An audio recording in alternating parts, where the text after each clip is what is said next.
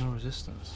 Come with me to detail another white Mercedes, but this time a GLC. And I had a massive problem mid-job, and you guys are gonna see it, so just keep watching. It seems like white Mercs are always so dirty, but this one isn't as bad as the last one. So you know how it goes, interior first. Newer cars are definitely a lot more easier to clean. Because they've been on the road less, the dirt is very light and a lot more easier to remove. But one question I got, how do people get their cup holders dirty? This one here took me at least 10 minutes. Maybe it's just a spot that people just don't tend to clean. I've definitely been lucky to work on these nice cars, but I'm still getting started, and I've got big goals ahead of me. Now we're moving on to the passenger side, and then finally scrubbing the rear seats. I only hoover after I've dusted everything down. It makes the process a lot more easier, so all the dirt and dust is already on the floor for when I start hoovering up. Pretty sure there was some stains in the back seat, so I had to get the drill out. Then finished off with the carpets at the end. Since I take the carpets out, I don't hoover them. I use APC, agitate the dirt, and it all just comes off. Now everything was going well. Interior was done, and I was ready to start the exterior. But this is when the problem started.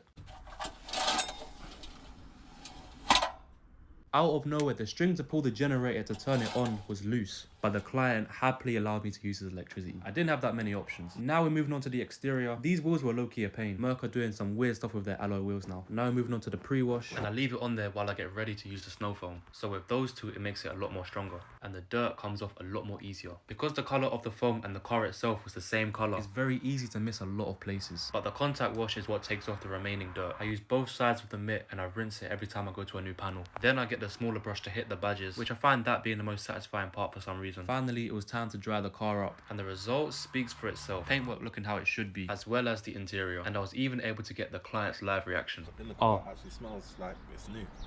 It's got that new car smell.